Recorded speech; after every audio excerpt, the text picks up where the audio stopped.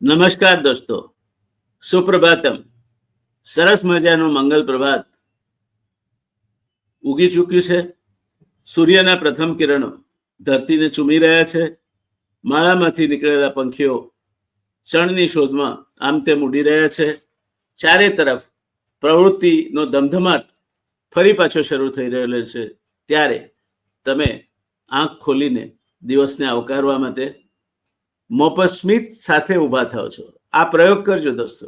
ઉઠતી વખતે આનંદથી ઊભા થાવ કે સરસ, આજે કેટલી સરસ સવાર છે, આખો દિવસ સારો જશે. કકડાટ કરતા ઉઠશો, આખો દિવસ ખરાબ જશે. આ મંગલાચરણનું આખું આયોજન મેં કર્યું છે. એનો હેતુ જ એ છે કે આપના ચહેરા પર સવારની શરૂઆતમાં, દિવસની શરૂઆતમાં, ભલે આપણે રૂબરૂ ના મળ્યા હોઈએ તો પણ હું આપનો દોસ્ત ડોક્ટર જયનારાયણ વ્યાસ એક સ્મિત લાવી શકું. થોડું તો સ્માઇલ કરો. આવું શું કરો છો ભલા માણસ? આમ કડક કડક ચહેરો રાખીને તમે આમ કઈ આર્મીના ઓફિસરો એ રીતે બેઠા છો, આવું કઈ રીતે ચાલે? થોડું સ્મિત. હા, ધેર યુ આર. તો તમારા ચહેરા પર આવું માયાળુ સ્મિત હંમેશા રમતું રહે, એવી મારી હાર્દિક શુભકામનાઓ. દોસ્તો, આજે વાત કરવી છે પૂજ્ય બાપુના જીવનમાંથી. ગાંધીજી, એને લોકો વિસરવા માગશે તોય નહીં વિસરાય. ઉલટાનું વિશ્વભરમાં ગાંધી વિચાર જે અગાઉનો તો એના કરતા અનેક ગણો વધારે રીતે વ્યાપક બની રહ્યો છે. અને એટલે ગાંધીની નજદીક જવામાં મજા છે. दे दी हमें आजादी बिना खड़ग बिना ढाल, साबरमती के संत तूने कर दिया कमाल, रघुपति राघव राजा राम.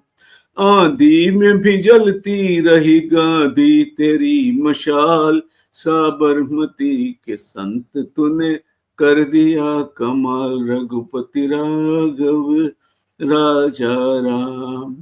આવો ઉમંગ ભરી દુનિયાના ચોકમાં, સર્વોદય સાધવા કાશ. આવો ઉમંગ ભરી દુનિયાના ચોકમાં, સર્વોદય સાધવા કાજ. બાપુની જય બોલો, હૈયાના દ્વાર ખોલો. બાપુની જય બોલો, હૈયાના દ્વાર ખોલો. દોસ્તો, આજે ફરી એકવાર ગાંધીના વિચારોના વૃંદાવનમાંથી પસાર થયું છે. ગાંધી વિચારમાં એટલું ખેંચાણ છે કે મને જ્યારે જ્યારે તક મળે ત્યારે હું ખેંચાઈ જાઉં છું, દોડીને બાપુ પાસે પહોંચી જાઉં છું. એનામાં એટલું બળ છે, એનામાં એટલો પ્રેમ છે, એનામાં એટલી લાગણી છે, એનામાં કાચા સૂતરના તાંતરે પણ તમને જકડીને બાંધી રાખે એવો પ્રેમ છે. અંગ્રેજીમાં કહેવત છે કે ચેરિટી બિગિન્સ એટ હોમ. પ્રમાણિકતાની શરૂઆત તમારી જાતથી જ થવી જોઈએ. જો તમારી કથની અને કરણી જુદી હોય તો તમે જે ઉપદેશ આપો અથવા વિચારો વ્યક્ત કરો તેની અસર સામા માણસના વિચાર તંત્ર પર પડતી નથી. તમે ગોળ ખાતા હો અને કોઈને કહો કે ભાઈ ગોળ નહીં ખાતો, અથવા તો રિસેસમાં કોઈ શિક્ષક બીડી કે સિગરેટ ફૂંકતા હોય અને બાળકોને વ્યસનથી દૂર રહેવાની સલાહ આપે તો એની અસર પડે ખરી બાળકો પર? નહીં પડે. તમારે એ તમારા જીવનમાં ઉતારેલી વાત હશે અને તમે જો પાડતા હશો તો જ તમારા શબ્દોની અસર બીજા પર પડશે. આજે મોટા ભાગે રાજકીય નેતાઓ અને ક્યારેક ધર્મ ઉપદેશકો તક મળે ત્યાં ટનબંધ ઉપદેશના પટારાઓ ઠાલવતા હોય છે. એટલો બધો ઉપદેશ આપે કે અપચો થઈ જાય આપણને. એમાં પણ રાજકીય નેતાઓ તો હદ કરે છે. લોકો એમને એ સમય તો સાંભળે છે, પણ જેમ ગાંધીજીના વિચારોથી પ્રેરાઈને શંકરલાલ બેન્કર જેવાનું જીવન પરિવર્તન થયું હતું તેવું જીવન પરિવર્તન ભાગ્યે જ કોઈનું થાય છે. આ વિચારોની પાછળ આચાર શુદ્ધિનું બળ નથી હોતું, તેનું આ કારણ છે.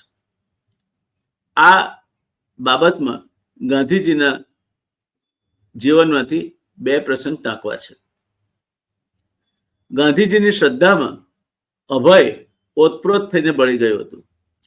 મુઠ્ઠી હાડકાનો આ માણસ જોખમો આવે તેનાથી જરાય નહીં ગભરાતો. આ માણસ ઉપર જોખમો તો આવ્યા જ કરતા. આનાથી ચિંતિત થઈને સરહદના ગાંધી તરીકે જાણીતા ખાન અબ્દુલ ગફાર ખાને ગાંધીજીની સલામતી બાબત ચિંતા થઈ. એમણે અંગરક્ષકો મોકલવા કહ્યું, પણ બાપુ એનો સ્વીકાર કરે ખરા? અત્યંત પ્રેમપૂર્વક એમણે ના પાડી દીધી. ગાંધીજીના એક મિત્ર હતા, શ્રીમાન કેલનબર્ગ, બહુ જ સારા બોક્સર. એવા કેલનબર્ગને ખ્યાલ હતો કે ગાંધીજી સામે દક્ષિણ આફ્રિકામાં ગોરાઓ ખૂબ રોષમાં છે. મોકો મળે તેવો હુમલો કરતા પણ અચકાશે નહીં. એટલે ગાંધીજીના બચાવ માટે તેઓ પોતાની સાથે રિવોલ્વર લઈને જતા. બાપુએ તેમને અત્યંત પ્રેમપૂર્વક આ વાત ધ્યાનમાં આવી એટલે પાછા વાળ્યા. કેલનબર્ગ એક અચ્છા બોક્સરની સાથે કુસ્તીબાજ પણ હતા. ગાંધીજીનો એમના પર એટલો બધો પ્રભાવ પડ્યો કે ગોરાઓની એક સભામાં તેમને એક અંગ્રેજ જે પડકાર ફેંક્યો, આવી જા મેદાનમાં, આપણે લડી લઈએ. કેલનબર્ગે અત્યંત ઠંડકથી જવાબ આપ્યો, હું તારી સાથે લડવાનો નથી. પોતે સક્ષમ હોવા છતાં અપમાન સહન કરી લે એ સહનશક્તિની સૌથી મોટી ચેલેન્જ છે. જેમ શિશુપાલની 99 ગાળ ભગવાન શ્રી કૃષ્ણજીએ હસતા હસતા સહન કરી અને ત્યારબાદ પોતાની શક્તિ શું છે તેના પરચા રૂપે કુંભાર ચાકડા ઉપરથી માટીનો પિંડો ઉતારી લે તે રીતે તેનું માથું ઉતારી લીધું. એ શૂરવીરની અહિંસા હતી. તમે સક્ષમ હોવા છતાં પણ ઉશ્કેરાટમાં નહીં આવીને પોતાની ઠંડી તાકાતનો પરચો આપો, તે ગુણ ખૂબ મુશ્કેલીથી કેળવી શકાય છે. ક્યારેક આપણે આ તાકાતને ગજવેલની તાકાત કહીએ છીએ. ગાંધીજીમાં ગજવેલની તાકાત હતી. ચંપારણમાં ગળી પકવનારાઓ એમના માલિકો દ્વારા થતા પીડન અને અન્યાય સામે ગાંધીજીએ સત્યાગ્રહ છેડ્યો. નીલહરા ગળી પકવનારા સામે એમના માલિકો અત્યંત ક્રૂરતાથી એમની સાથે વર્તતા, બેહુદી રીતે કામ લેતા, માનવ અધિકારોનો ભંગ થતો. એટલે ગાંધીજીએ આ જે ગળીના જે ખેડૂતો હતા, જે ઉત્પાદકો હતા, એમના સામે સત્યાગ્રહ ઉપાડ્યો. પહેલા તબક્કે નીલવરો એટલે ગળી પકવનારાઓના અન્યાય અને અત્યાચારોની તપાસ બાપુએ ખુદ શરૂ કરી. પ્રજામાં ચેતન આવ્યું. આ વિસ્તારમાં બાપુએ શિક્ષણ પર પ્રસરે એ હેતુથી શાળાઓ ખોલી, જેણે પણ લોકજાગૃતિ ઊભી કરવામાં બહુ મોટો ફાળો આપ્યો. મજદૂરોનું લોહી ચૂસી ગળી પકવનારા ગોરા નીલવરોમાં આને કારણે ગભરાટનું એક મોજું ફરી વળ્યું. એક દિવસ બાપુને કોઈએ સમાચાર આપ્યા કે અહીંયા અમુક નીલવર બહુ જ દુષ્ટ છે અને તમને મારી નાખવા માટે તેણે મારાઓ રોક્યા છે. થોડા દિવસો બાદ એક રાત્રે મધ્યરાત્રિના સમયે બાપુ પેલા ગોરાના બંગલે પહોંચ્યા. તેમણે આ ગોરાને કહ્યું, મેં સાંભળ્યું છે કે મને મારી નાખવા માટે તમે મારાઓ રોક્યા છે, એટલે કોઈને કહ્યા વગર હું એકલો આવ્યો છું. પેલો ગોરો સ્તબ્ધ થઈ ગયો. ત્યારબાદ એની અને ગાંધીજી વચ્ચે સદભાવનાનો સંબંધ બંધાયો. પોતાના હક્કોને ખાતર અહિંસક લડત ચલાવવી, સિદ્ધાંતોમાં કોઈ બાંધછોડ ન કરવી, નામર્દી કે ભીરુતા ક્યારે પણ નહીં ચલાવી લેવી. જાત ઉપર જે કંઈ દુઃખ પડે તે સહન કરીને પોતાની આંતરિક શક્તિનો ઉપયોગ કરો, દ્રઢ મનોબળ વિકસાવવું અને ઈશ્વરમાં શ્રદ્ધા રાખવી, એ સત્યાગ્રહ. ચંપારણ હોય કે નોઆખલી, પોતાની જાનના જોખમે ગાંધીજી હિંસક વાતાવરણમાં કશી જ પરવા વગર ફર્યા કરતા હતા. હવે એક તદ્દન ઉલટી વાત. સાબરમતી આશ્રમ જ્યારે કોચરબથી ખસેડીને હાલની જગ્યાએ, હવે તો ત્યાં 5 સ્ટાર આશ્રમ બની રહ્યો છે, પણ હાલની જગ્યા એની એ જ છે, ત્યાં લઈ આવ્યો. ત્યારે એ સમયની આ વાત છે. એ વખતે આજુબાજુ ખાસ વિકાસ થયો નહોતો. ચોરોનો ખૂબ ત્રાસ. આશ્રમવાસીઓ વારાફરતી ચોરી કરે. કોઈ હથિયાર નહોતો. સરકારને અરજી કરી બંદૂક ખરીદવાનો પ્રસ્તાવ કેટલાક આશ્રમવાસીઓ તરફથી આવ્યો. કેટલાકે વિરોધ કર્યો કે અહિંસાવાળા ગાંધીજીના આશ્રમવાસીઓ બંદૂકનું લાયસન્સ માગે એ મુદ્દો યોગ્ય નથી અને આ મુદ્દે આપણી ટીકા થશે. વાત ગાંધીજી સુધી ગઈ. ગાંધીજીએ કહ્યું કે જો બધા કહેતા હોય તો હું બંદૂક ખરીદી આપું. લોકો ટીકા કરે કે આ અહિંસક લોકો બંદૂક કેમ રાખે છે, તેનો જવાબ આપવા વાળો હું બેઠો છું. ગાંધીજી જળ નહોતા એનું આથી મોટું ઉદાહરણ બીજું કયું હોઈ શકે? પોતે એક નેતા તરીકે નિર્ણય લે અને ટીકા થાય તો જવાબ આપવા માટે પણ વજ્રનું કાળજું જોઈએ. એ વખતે સાથીને સામે નહીં ધરી દેવાનો. પોતે જે નિર્ણય લીધો એના સામે ટીકા થાય તો એની જવાબદારી પણ લેવાની. ને એટલા માટે અંગ્રેજીમાં એક કહેવત છે કે success is a bastard, it has many fathers. Success એટલે સફળતા, એને ઘણા બાપ હોય છે. ઠેક ઠેકાણેથી એની માટે યશ પોતાના ખાતામાં નાખવા માટે માણસો ઉમટી પડે છે. પણ failure requires courage two on it up. જ્યારે માણસ નિષ્ફળ જાય છે ત્યારે આ મારા કારણે નિષ્ફળતા મળી, એ નિષ્ફળતાની જવાબદારી લેવા માટે માણસમાં અદ્ભુત હિંમત જોઈએ.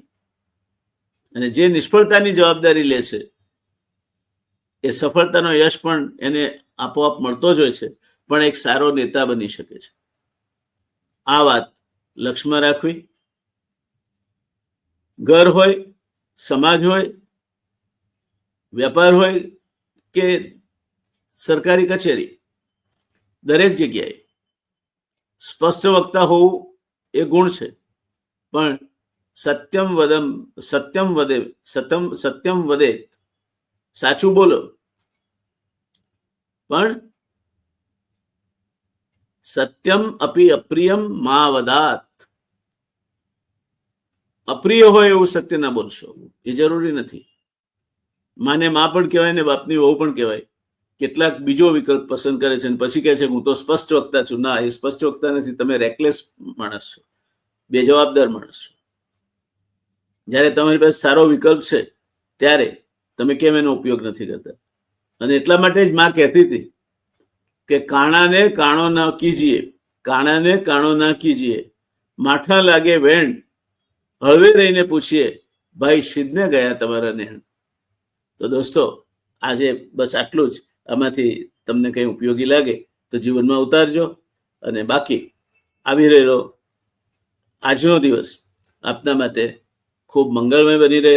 અરખાતા સ્ફૂર્તિ સાથે સાંજ પડે માળામાં પાછા ફરો, પરિવાર સાથે કિલ્લોલ કરો અને તમારી પ્રગતિ થાય, સુખી થાઓ અને બીજાને તમારા થકી સુખ અને આનંદ મળતો રહે. એ જ તમારા દોસ્ત ડોક્ટર જયનારાયણ વ્યાસની શુભકામના. આવજો દોસ્તો. Have a nice day. By.